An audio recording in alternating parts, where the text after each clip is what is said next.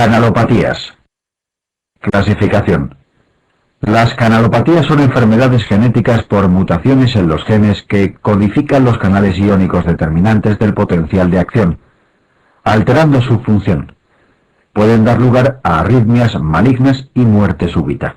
Los síndromes de QT largo congénito tipo 1, LQT1 y 2, LQT2, se caracterizan por una disminución funcional de canales de potasio que origina QT largo y torsadas de puntas. En el LQT3 es un aumento de función del canal de sodio el que prolonga el QT. Para los tipos 1 y 2 el tratamiento incluye betabloqueantes y desfibrilador automático implantable, DAI si persiste sintomático. Suplementos de potasio pueden ser útiles en el LQT2. En el LQT3 los betabloqueantes no sirven y está indicado un DAI. A veces antiarrítmicos del grupo 1 ayudan a controlar los episodios. El síndrome de Brugada se caracteriza por un FG típico que consiste en bloqueo incompleto de rama derecha, es decir, patrón de RSR' en V1, al que se asocian elevación de segmento ST en V1 a V3 con la onda T negativa. Lo causan mutaciones que hacen hipofuncionante el canal de sodio. Se asocia a fibrilación ventricular FV que aparece típicamente durante la fiebre o el sueño. El tratamiento es el implante de un DAI.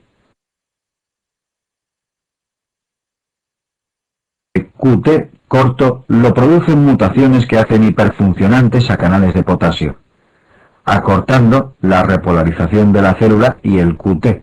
La arritmia asociada también es FV y el tratamiento es el implante de DAI. La taquicardia ventricular catecolaminérgica familiar está producida por una mutación en el receptor de rianodina del sistema retículo-sarcoplásmico, involucrado en la liberación y recaptación del calcio, cuya arritmia característica es la FV, y cuyo tratamiento incluye betabloqueantes e implante de DAI.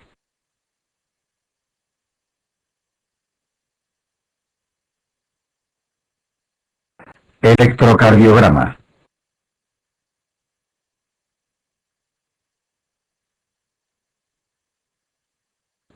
Generalidades. Un dipolo es una región en el espacio en la que se acumulan cargas positivas y negativas ordenadas, es decir, cada carga a un lado, como ocurre con un imán. En la figura representamos un dipolo con cargas negativas a un lado, azul, y positivas al otro, rojo. Los dipolos pueden ser representados mediante vectores, flechas, como el de la figura, que tendrán la dirección del campo eléctrico creado por las cargas. El sentido del vector, por convenio, es apuntado hacia las cargas positivas y la amplitud, tamaño, proporcional a la intensidad del campo electromagnético. Es decir, cuanto más cargas, más grande, amplio, será el vector que los representa. La simultánea de dos dipolos, vectores, permite hacer la suma espacial de los mismos, produciéndose como efecto global un único vector resultante de dicha suma. En el ejemplo, si existen simultáneamente un vector A y otro B dipolos, como se muestra en la figura, se pueden trasladar a un eje paralelo, al de cada vector, y la suma de ambos produce un vector resultante R.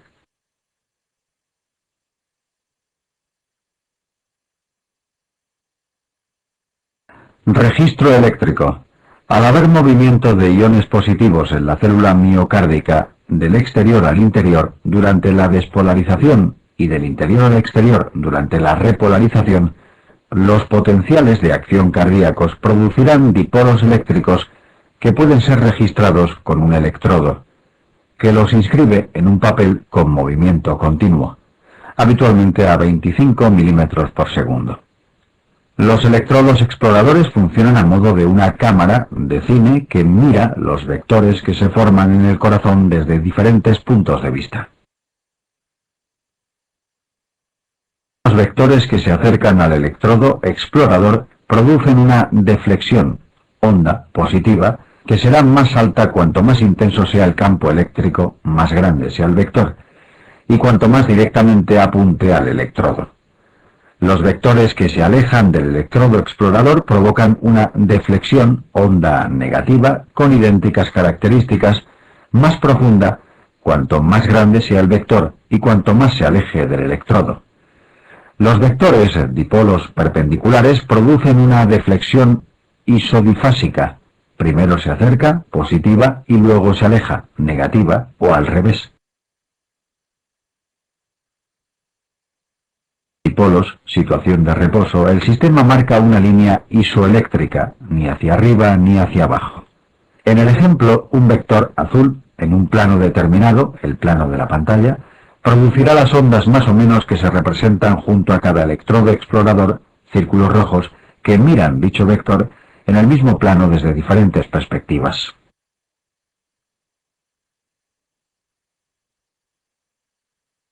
Derivaciones. Por convenio, los electrodos exploradores de las 6 derivaciones de miembros frontales están localizados así: D1, 0 grados, D2, 60 grados, D3, 120 grados, AVF, 90 grados, AVR, menos 150 grados, AVL, menos 30 grados. Precordiales exploran el plano perpendicular al organismo desde diferentes puntos. Hay que recordar que las cámaras derechas del corazón son derechas y anteriores. Por eso los traumatismos penetrantes de la cara anterior del tórax suelen dañar al ventrículo derecho, que es anterior, y las cámaras izquierdas son izquierdas y posteriores. Las precordiales se ubican así: V1, 4 grados, espacio intercostal, E y C, paraesternal derecho. V2, 4 grados, E y C, paraesternal izquierdo. V4, 5, E y C, línea medioclavicular. V3, entre V2 y V4. V5, a la altura de V4, en línea axilar anterior. V6, a la altura de V4, en línea axilar media.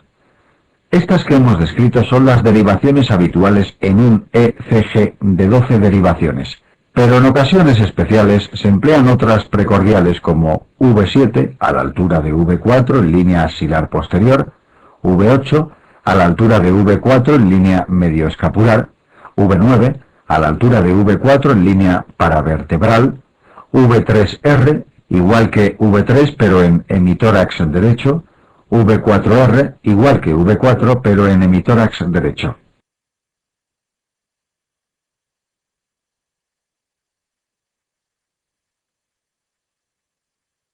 Así cada derivación explora los vectores desde una perspectiva diferente. De esta forma, D3, AVF y D2 exploran la cara inferior del corazón. D1 y AVL la cara lateral alta. V1, V2, el septo interventricular. V3, V4, la cara anterior. V5, V6, la cara lateral baja. V7, V8, V9, la cara posterior. Y V3R, V4R, el ventrículo derecho. Conociendo esta localización podemos localizar, por ejemplo, un infarto, pues en un infarto inferior veremos las alteraciones propias de IAM, onda Q y ascenso del ST, en D2, D3 y AVF.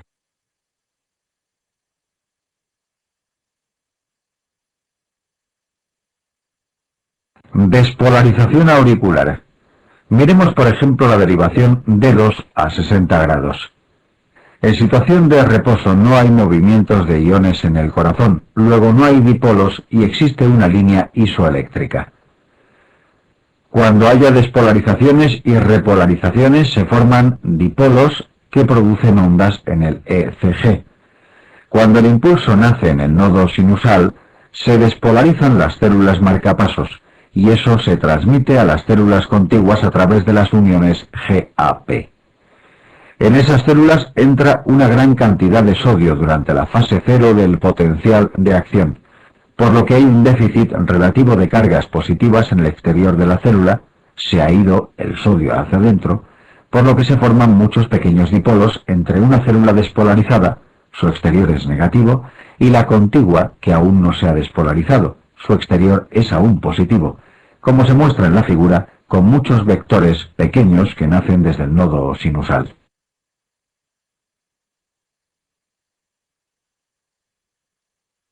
Ese impulso despolarizante se va transmitiendo célula a célula, es decir, relativamente despacio, pues no hay un sistema especializado en la conducción rápida del impulso en las aurículas, como ocurre con el is Purkinje en los ventrículos, aunque la disposición de las fibras hace que lo haga más rápidamente en el sentido de las mismas. Y despolariza las aurículas, y es fácil imaginar que primero despolariza la aurícula derecha y un poco después la izquierda, a la que penetra desde la derecha por unas vías preferenciales de conducción, entre las que destacan el haz de Bachmann, localizado en el techo de las aurículas, y el seno coronario. Por donde pasa el impulso, las quedan despolarizadas, y por tanto con un exterior relativamente negativo.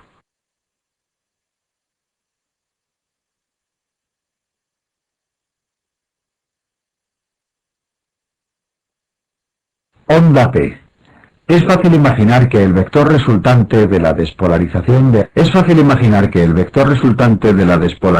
de aurícula derecha, suma de todos los pequeños dipolos formados, tendrá una amplitud pequeña. Las paredes auriculares son finas, con pocas células. Se dirige de arriba abajo, de derecha a izquierda y de atrás a adelante. El nodo sinusal está en la cara posterior de la aurícula derecha. El vector de despolarización resultante de aurícula izquierda se dirige de derecha a izquierda y un poco de arriba abajo, menos que el de la derecha por existir conexiones altas en el Bachmann y bajas en el seno coronario.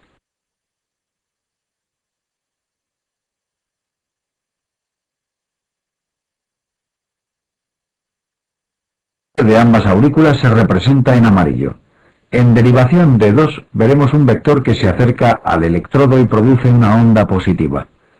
La amplitud es pequeña porque la masa de las aurículas es pequeña, hay pocas células, por lo que la onda no será muy alta, y dado que la despolarización avanza célula a célula, tarda bastante tiempo en inscribirse, normalmente 80 a 120 milisegundos.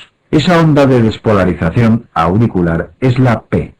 El eje dirección en el plano frontal del vector de despolarización de la onda P generalmente está entre 0 grados y 90 grados. En el plano horizontal en derivación V1 veremos primero un vector que se acerca a mi electrodo por la despolarización de aurícula derecha que produce una pequeña onda positiva. E inmediatamente detrás un pequeño vector que se aleja de mi electrodo, que produce una onda negativa por la despolarización de aurícula izquierda, que recordemos que además de izquierda es posterior a la derecha. Así la P en V1 es normalmente isodifásica.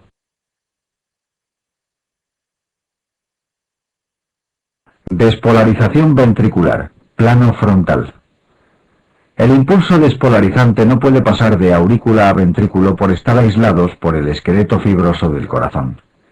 El único punto donde puede penetrar es el nodo AV, en el que el impulso se retrasa, se conduce muy lentamente, por lo que hay un espacio de tiempo en el que no hay ningún vector, mientras el impulso atraviesa el nodo, pues las aurículas están recién despolarizadas, en las fases 1 y 2 del potencial de acción, y los ventrículos aún están en reposo.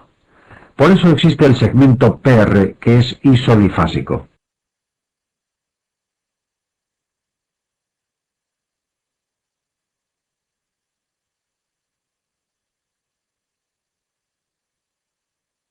La despolarización ventricular es muy rápida, menos de 100 milisegundos, aunque sean muchas células, porque el sistema His-Purkinje está especializado en conducir el impulso muy deprisa.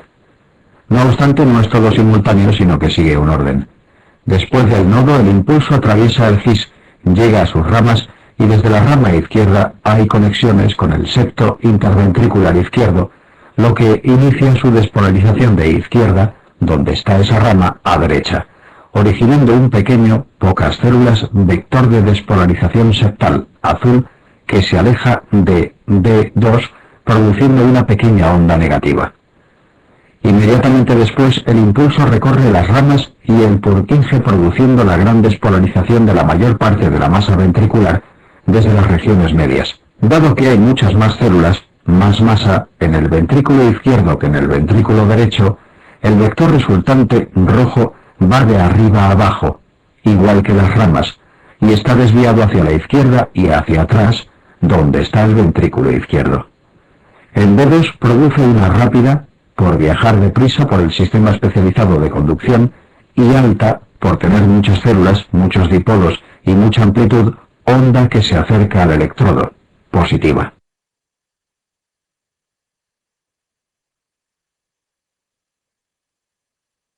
La despolarización de las regiones basales, las más cercanas al surco AV, desde las porciones medias de los ventrículos, formando un pequeño vector verde que se aleja de D2, pequeña onda negativa.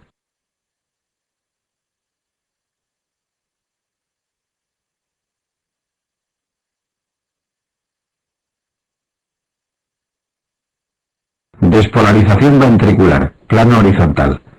En el plano frontal, la despolarización ventricular se inicia, como hemos visto, con la despolarización del septo, de izquierda a derecha y de atrás a adelante por la posición posterior e izquierda del ventrículo izquierdo, vector azul, seguido de la gran despolarización del resto de la masa miocárdica, que estará dirigida de delante a atrás, de derecha a izquierda, pues al haber mucha más masa en el ventrículo izquierdo, el vector se desplaza hacia allí donde está el ventrículo izquierdo, vector rojo.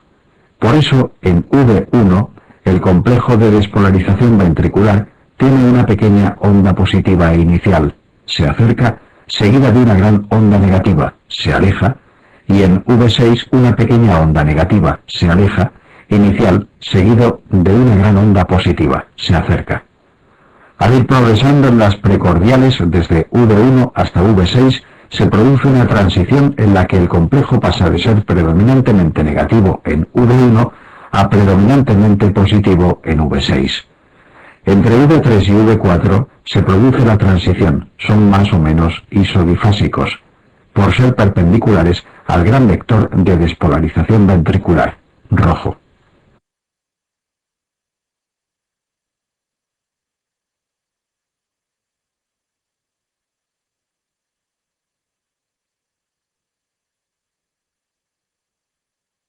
Nomenclatura del QRS. El complejo de despolarización ventricular QRS puede tener diferentes ondas según el electrodo desde el que exploramos, y se nombra de la siguiente manera. Se llama R la primera onda positiva del complejo. Se llama Q la onda negativa que haya delante de la R, y se llama S la onda negativa que haya detrás de la R. Cuando hay más de una onda positiva, la segunda se llama R'. Cuando solo es una onda positiva, se llama R monofásica. Cuando solo hay una onda negativa, se llama QS. Al no haber R, no está delante ni detrás de la R. Las ondas Q y los QS son indicativos de necrosis, infarto, cuando tengan mucha anchura, al menos 40 ms, y mucha altura, al menos el 25% de la altura total del complejo. Pues como hemos visto, pequeñas Q son habituales por la despolarización del septo. Se emplea mayúscula para las ondas grandes y minúscula para las pequeñas.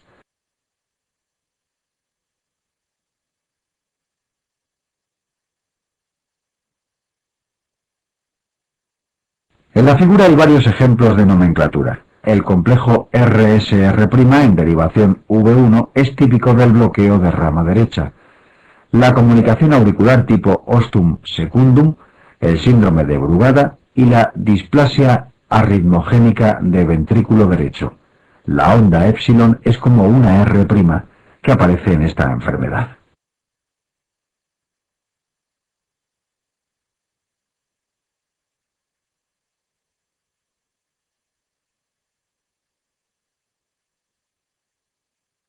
Repolarización. Durante la inscripción del QRS se produce la repolarización de las aurículas que, como tienen pocas células en comparación con el ventrículo, produce una onda muy pequeña que coincide con el QRS y no se ve en el ECG. Tras la despolarización ventricular Hay un espacio de tiempo en el que no hay dipolos, pues las células miocárdicas ventriculares están en fase 1 y 2 del potencial de acción, y las auriculares ya se han repolarizado. Así que es un segmento isoeléctrico, segmento ST.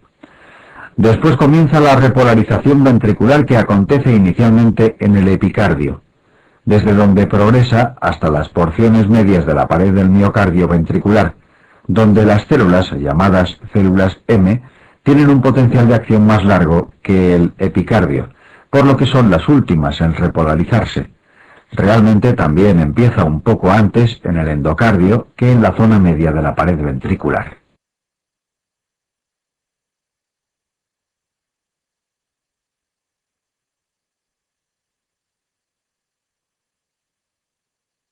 Así como en el epicardio ya hay células repolarizadas, positivas en su exterior, y en medio de la pared aún tienen negativo su exterior, se forman muchos dipolos, figura, que progresan hacia el endocardio. Como en el ventrículo izquierdo hay más células que en el derecho, el vector resultante de la repolarización, amarillo, está un poco desviado hacia la izquierda y hacia atrás, hacia donde está el V1.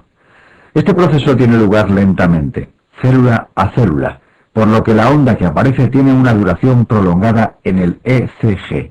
No es casi instantánea, como ocurre con la despolarización por el Is-Purkinje. El D2 produce una onda positiva y ancha que es la T. Tras la onda T, en algunas personas puede verse otra onda positiva llamada onda U, sobre todo en precordiales, que está aumentada en la hipopotasemia.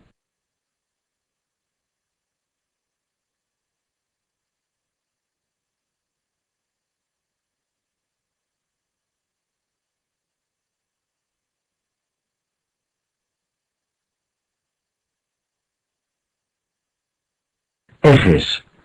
Al ser los electrodos cámaras que miran lo mismo desde diferentes perspectivas, es típico que en AVR, que está a menos 150 grados, casi opuesta a D2, aparezcan las ondas recíprocas a las que se ven en D2, siendo pues la P negativa el complejo de despolarización ventricular RSR', y la T negativa, siendo todo ello normal.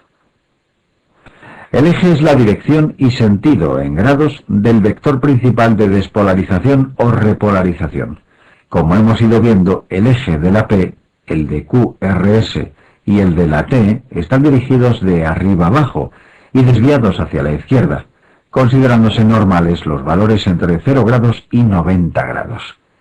Un eje menor de 0 grados, negativo, está algo desviado hacia la izquierda, y un eje mayor de 90 grados se considera desviado a la derecha. El ángulo entre el eje del QRS y la T es muy pequeño. Ambas tienen ejes muy parecidos en condiciones normales.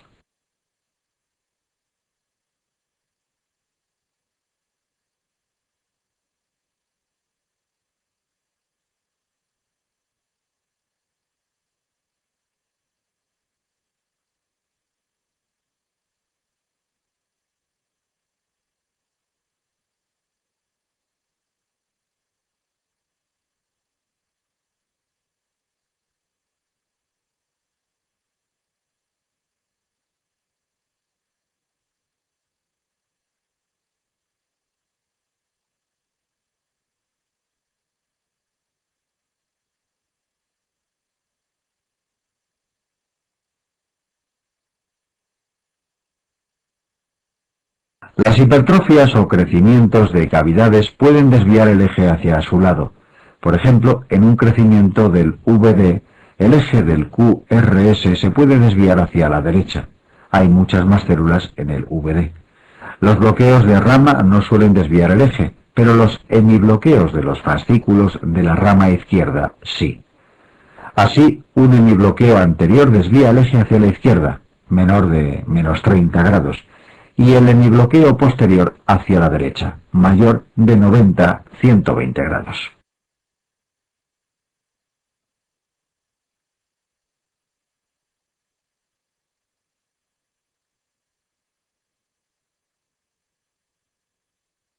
Valores normales.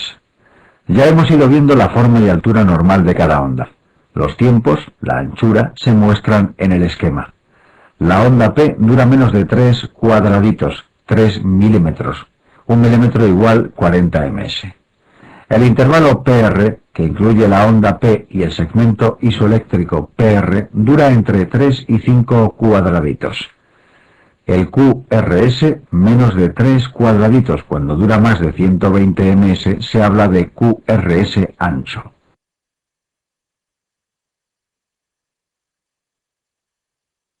T, desde el inicio del QRS hasta el final de la T, varía con la frecuencia, pues cuanto más bradicárdico vaya el paciente, más largo es el QT, y cuanto más taquicárdico, más corto, como se aprecia en la figura.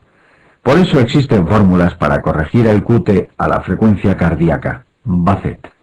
El QT corregido debe ser menor a 440 ms.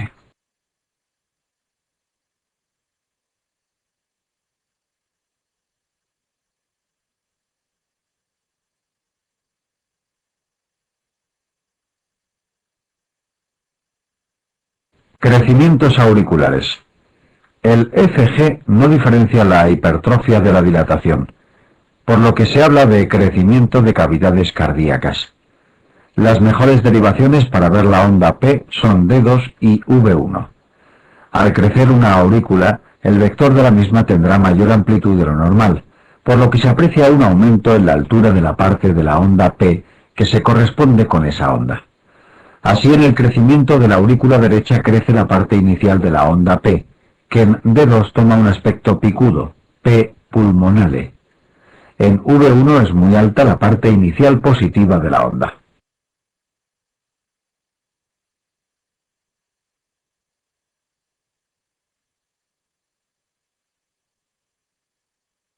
En la aurícula izquierda, el vector de la misma es más grande de lo normal, y al haber más células tarda más tiempo en despolarizar toda la aurícula. Por lo que la onda P en D2 toma un aspecto mellado, P mitrale, y ancho, y en V1 la porción final negativa de la P es más ancha y profunda de lo normal. La onda P sinusal, que nace en el nodo sinusal, se caracteriza por tener un eje entre 0 y 90 grados y ser isodifásica en V1. Cuando la onda P nace en otro lugar de las aurículas, por ejemplo en el nodo AV, la despolarización lleva a otro orden, en la que nace del nodo AV de abajo arriba, produciendo ondas P distintas de la sinusal. Las que nacen del nodo AV tendrán un eje superior hacia arriba, llamadas P retrógradas, por tener el eje al revés del habitual.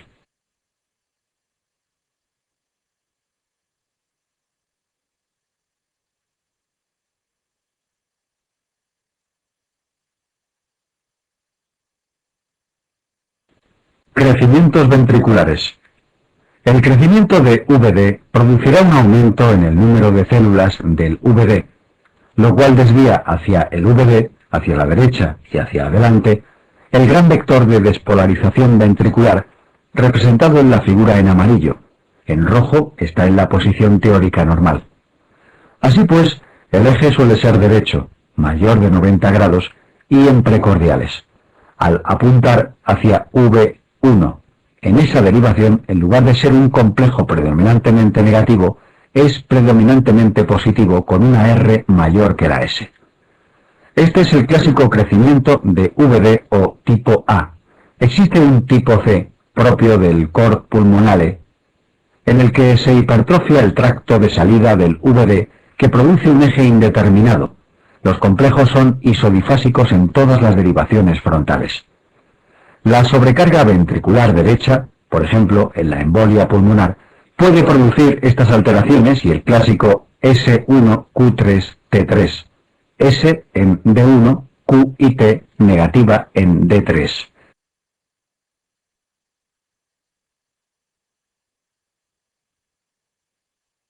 El crecimiento de VI no va a modificar el eje, pues ya de por sí está desviado a la izquierda, pero producirá voltajes muy altos en los QRS.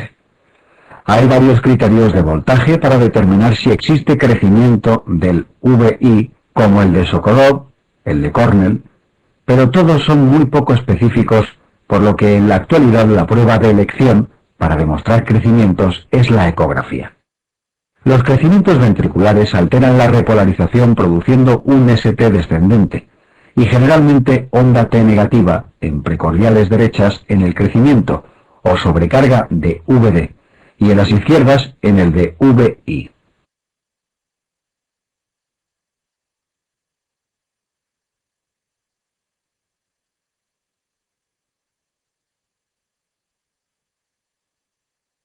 Bloqueos de rama. Producen un ensanchamiento del QRS, pues uno de los ventrículos se despolariza normalmente por su rama, pero el otro tiene retrasada su despolarización, que se transmitirá célula a célula desde el que no está bloqueado. Y al ir por fuera del sistema de conducción tardará mucho más tiempo del normal en despolarizarlo. Se habla de bloqueo completo si llega a 120 ms e incompleto si no llega a ser tan ancho.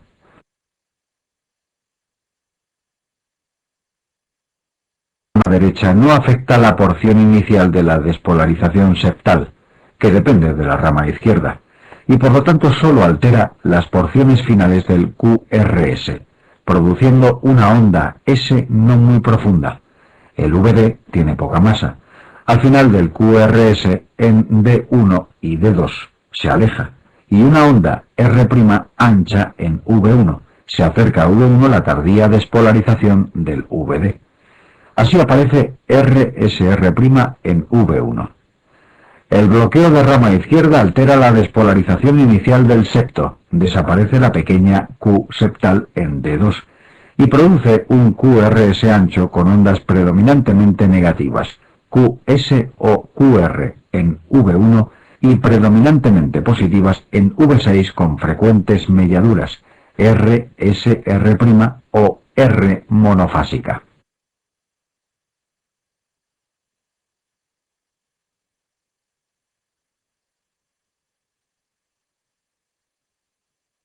Normalmente el eje no se modifica en los bloqueos de rama, pero sí la repolarización, de forma similar a los crecimientos ventriculares, con ST descendente y T negativa en precordiales derechas en el bloqueo de rama derecha, y muy difusamente en el bloqueo de rama izquierda, tan difuso que el bloqueo de rama izquierda hace al ECG inútil para detectar cambios en la repolarización sugerentes de isquemia. Los semibloqueos izquierdos desplazan el eje del QRS como ya comentamos.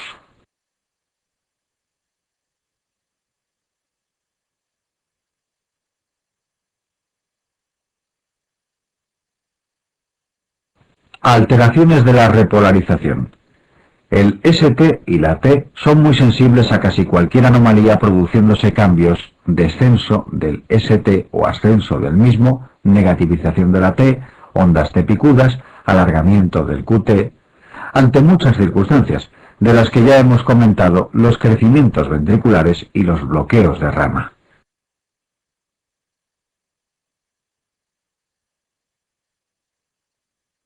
El descenso del ST con forma de cubeta o cazoleta en los pacientes que toman digoxina, aunque no estén intoxicados, en los pacientes que tienen alterada la despolarización por presentar preexcitación ventricular, síndrome de Wolff, Parkinson-White, en la isquemia, la pericarditis o en las alteraciones electrolíticas. De ellas conviene recordar que la hipocalcemia prolonga el QT y la hipercalcemia lo acorta. La hiperpotasemia produce ensanchamiento de la P, el PR y el QRS y ondas T picudas. Y la hipopotasemia produce onda U llamativa junto al QT largo. La acidosis produce T altas y picudas y la alcalosis QT largo y T invertidas, negativas.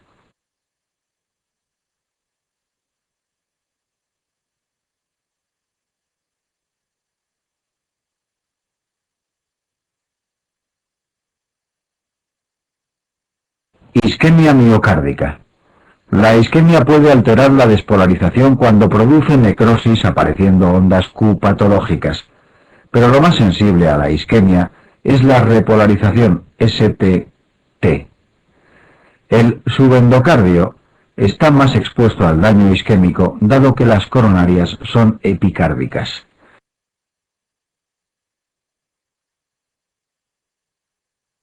Cuando el defecto de perfusión es tan suave que solo altera la onda T, y de corriente de lesión cuando es tan intenso que también altera el ST. La afectación subendocárdica expresa un daño más leve que la subepicárdica, transmural. Así la isquemia subendocárdica produce ondas T picudas simétricas y la isquemia subepicárdica, transmural, ondas T negativas profundas y de ramas simétricas. La lesión subendocárdica produce descenso del segmento ST horizontal o descendente con la onda T negativa, pues el subepicardio tiene isquemia asociada. La lesión transmural o subepicárdica produce ascenso del segmento ST y onda T negativa. En el infarto agudo de miocardio aparece onda Q que sustituye a la R, pierde fuerzas positivas, y la onda T suele quedar negativa de por vida. Las derivaciones en las que se aprecian estas anomalías nos expresan la localización de la isquemia.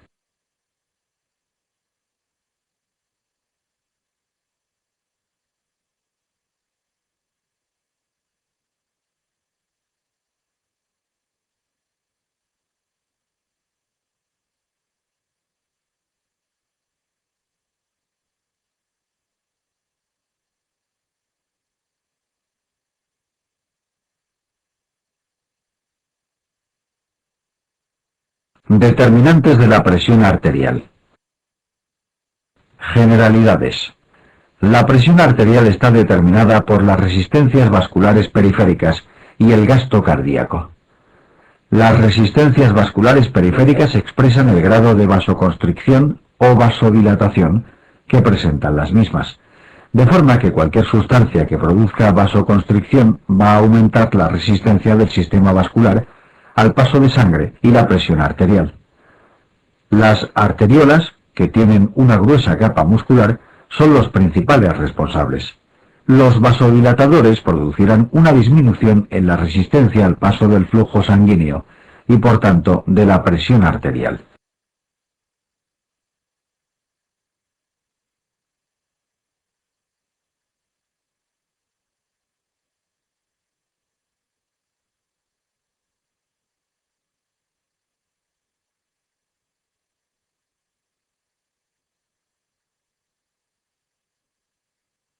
El gasto cardíaco son los litros por minuto de sangre que bombea el corazón y viene definido por el volumen expulsado en un único latido, es decir, el volumen sistólico de eyección o volumen latido, multiplicado por el número de latidos en un minuto, es decir, la frecuencia cardíaca.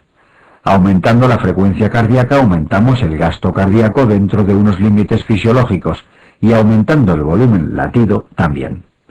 Los verdaderos determinantes de la función cardíaca son la precarga, la postcarga y la contractilidad, pues son los que determinan el volumen latido.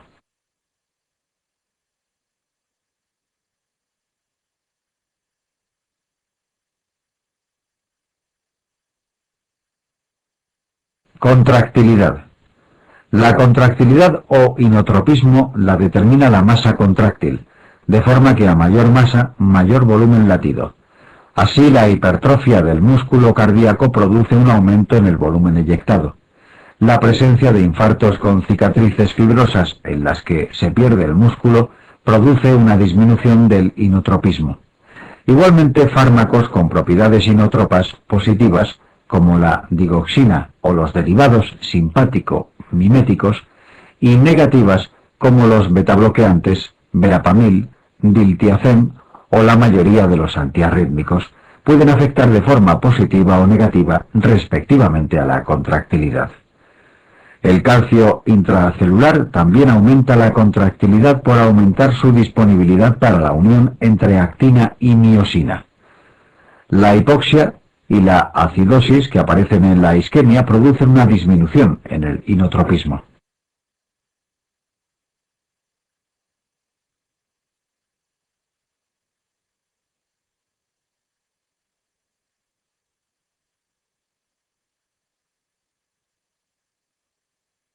Precarga. Ley de Frank Starling. La precarga equivale al volumen telediastólico del ventrículo, es decir, la cantidad de sangre que tiene justo antes de la contracción. Cuanto mayor sea la precarga, por la ley de Frank Starling, mayor será la fuerza que ejerce el músculo en la siguiente contracción. Esto es cierto dentro de unos límites fisiológicos, pues la ley de Frank Starling determina que a partir de un nivel determinado de dilatación se produce un fenómeno similar al que ocurre con un muelle al que estiramos demasiado, tal que a partir de dicho volumen el corazón empieza a perder capacidad contractil. Determinan la precarga incluyen la volemia, cuanta más sangre haya en el organismo, mayor será la precarga, la función renal, que controla la volemia, el retorno venoso, el ortostatismo, retiene sangre en las venas de miembros inferiores, la frecuencia cardíaca, puesto que entre dos latidos consecutivos existe gran variación de tiempo diastólico determinada por la frecuencia.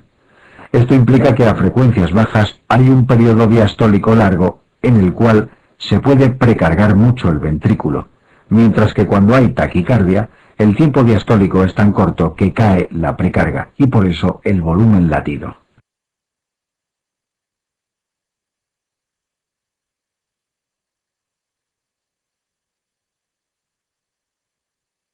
La distensibilidad ventricular también influye en la precarga, y las enfermedades que aumentan la fibrosis o del grosor del miocardio, miocardiopatía restrictiva, hipertrófica, hipertrofia secundaria a hipertensión, hacen que el miocardio sea más rígido y a la sangre le cuesta más trabajo llenar la cavidad ventricular, disminuyendo la precarga.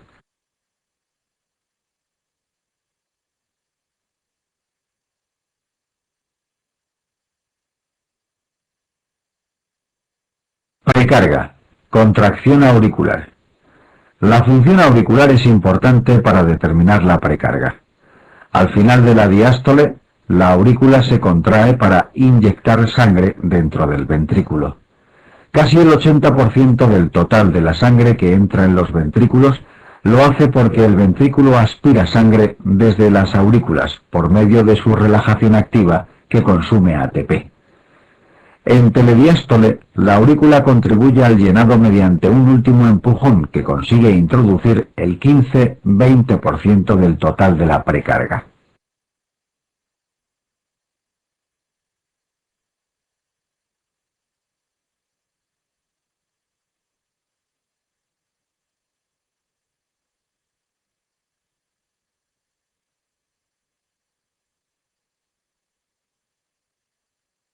Así pues, circunstancias como la entrada en fibrilación auricular, que se caracteriza por actividad desorganizada en las aurículas que no consigue una contracción eficaz de las mismas, dará lugar a una pérdida de precarga.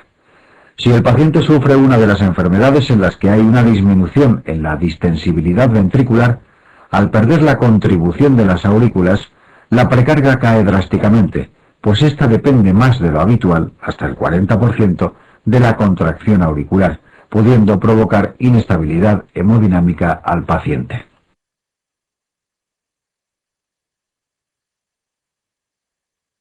La precarga determina los límites entre los cuales la frecuencia cardíaca actúa de forma positiva para aumentar la presión arterial, de forma que un paciente deportista y sano, en reposo a 40 latidos por minuto, al duplicar su frecuencia cardíaca, teóricamente duplicaría su gasto cardíaco.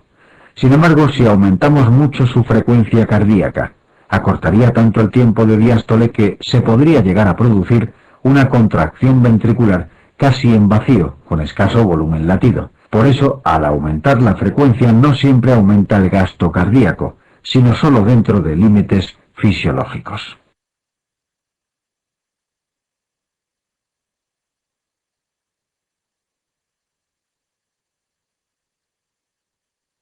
Postcarga. La poscarga equivale a la tensión parietal del ventrículo durante la sístole, aunque este concepto es difícil de entender. Es más sencillo equipararlo a la dificultad que ofrece la aorta a la salida de la sangre desde el ventrículo izquierdo durante la sístole. Así, enfermedades con obstrucción en tracto de salida como la estenosis aórtica o la miocardiopatía hipertrófica obstructiva tienen un aumento de poscarga que afecta negativamente al volumen latido. La ley de Laplace determina los factores que influyen sobre la poscarga: radio de la cavidad, grosor de la pared y resistencias periféricas.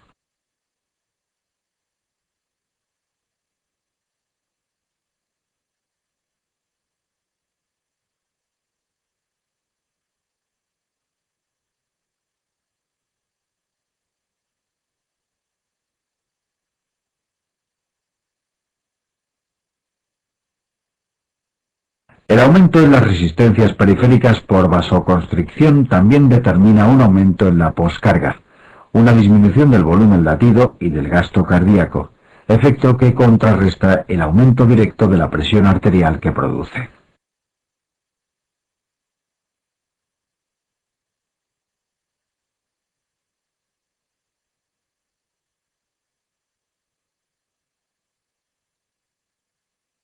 Ejemplos fisiopatológicos. Este esquema nos permite comprender distintas situaciones fisiopatológicas como pueden ser el shock anafiláctico, en el que se produce una gran disminución de resistencias periféricas por vasodilatación directa. Se intenta aumentar el gasto liberando adrenalina, que produce taquicardia refleja y trata de aumentar las resistencias periféricas, produciendo síntomas propios de la descarga adrenérgica como palidez cutánea, relleno capilar disminuido, etc.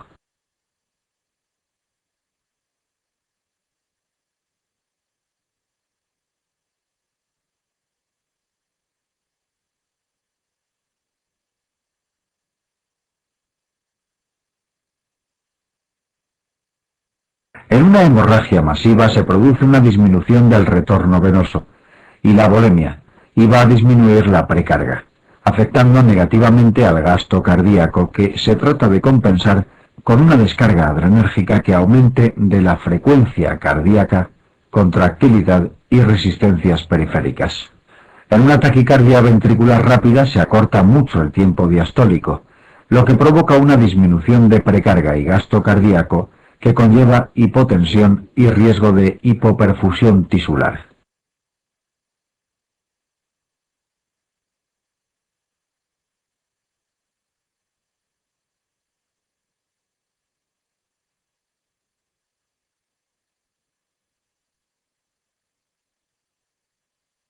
Un gran infarto produce una disminución en la masa contráctil y el gasto que se trata de compensar con la descarga adrenérgica, pero esta facilita la irritabilidad eléctrica y las arritmias malignas.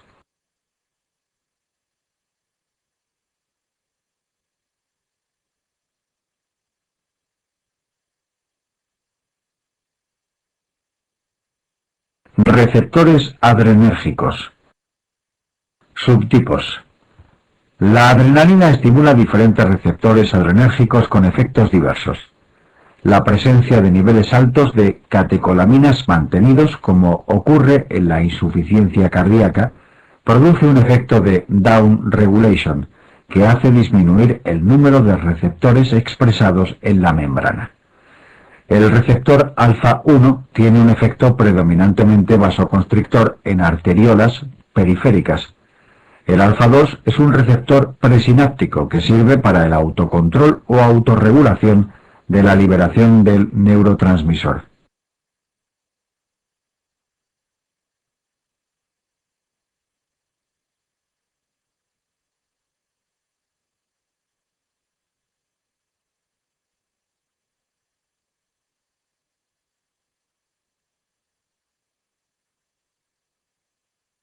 El receptor beta 1 se encuentra a nivel cardíaco y tiene un efecto inotropo y cronotropo positivo. Es decir, aumenta la fuerza de contracción y el número de contracciones por minuto, por aumentar el calcio intracelular, facilitando además por este motivo las taquiarritmias. El receptor beta 2 se encuentra a nivel periférico, por ejemplo bronquial, produciendo broncodilatación, o vascular, produciendo vasodilatación para compensar la vasoconstricción que produce el receptor alfa 1. Existen muchos fármacos que actúan estimulando o inhibiendo estos receptores.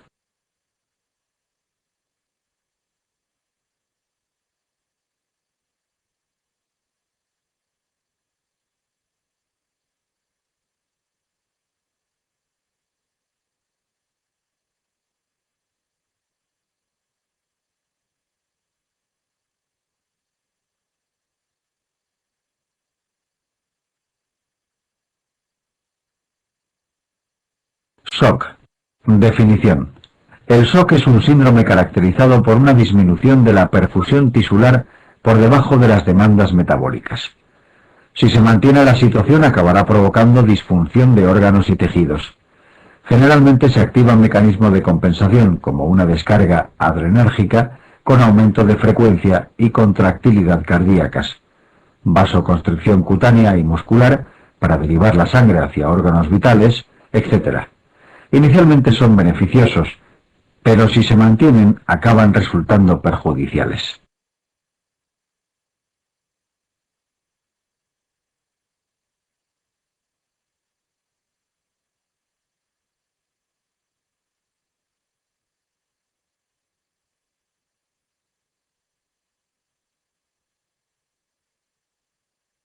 El SOC no es un sinónimo de hipotensión, porque cifras de presión bajas pueden ser suficientes para mantener un aporte adecuado, por ejemplo, en un atleta.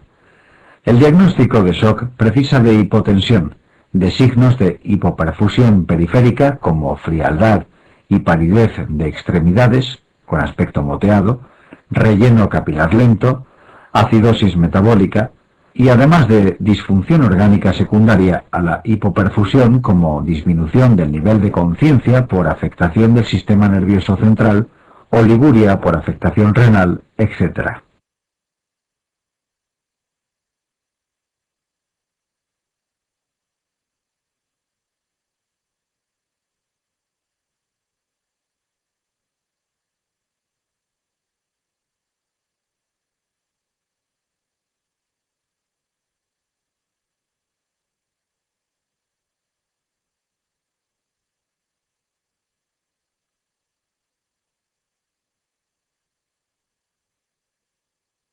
Hay varios tipos de SOC que se diferencian por los valores de parámetros como la presión venosa central, el gasto cardíaco, la resistencia vascular periférica y la saturación de oxígeno en sangre venosa, que expresa la extracción tisular de oxígeno.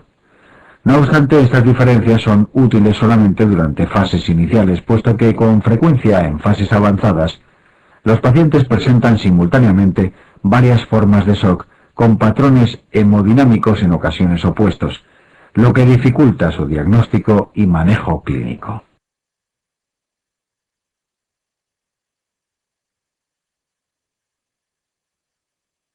Tipos. El SOC hipovolémico, hemorragia, anemia, suele tener resistencias vasculares altas para compensar la hipovolemia y presión venosa central baja por el déficit de volumen intravascular. El SOC cardiogénico, infarto de miocardio extenso, tendrá resistencias vasculares altas secundarias a la descarga adrenérgica, presión venosa generalmente alta secundaria al fracaso cardíaco y gasto cardíaco lógicamente muy disminuido.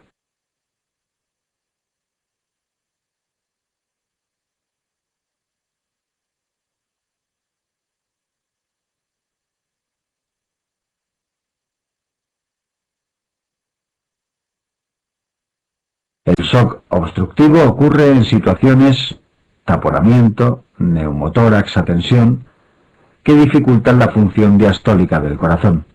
La presión venosa está muy aumentada, puesto que la sangre no consigue entrar bien en el corazón, y las resistencias vasculares periféricas suelen ser elevadas por la descarga adrenérgica.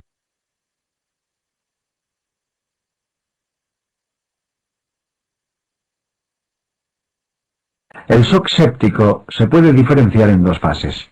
Una inicial o hiperdinámica, en la que predomina la vasodilatación y disminución de resistencias vasculares, y otra hipodinámica o tardía, en la que ya se suman datos de fallo cardiogénico o hipovolémico por fenómenos como isquemia miocárdica o secuestro por tercer espacio.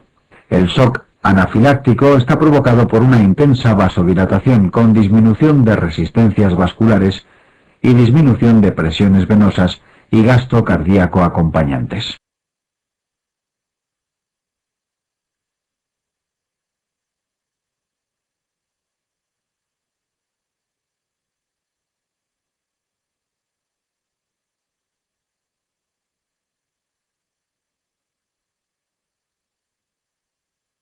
El shock neurogénico, lesiones del sistema nervioso central, anestesia raquídea, produce una alteración del tono simpático y disminución del gasto cardíaco y las resistencias vasculares.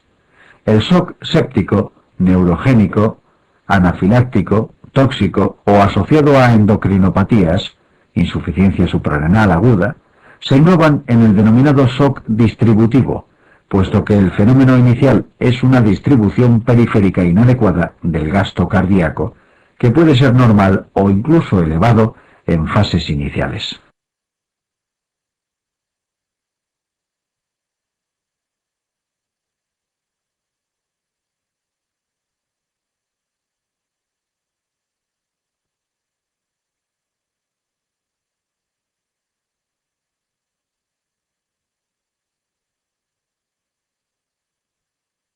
Síncope. Definición. El síncope es un síntoma que consiste en la pérdida transitoria de la consciencia, generalmente breve, con recuperación espontánea y completa, y que está provocado por una disminución transitoria del flujo cerebral.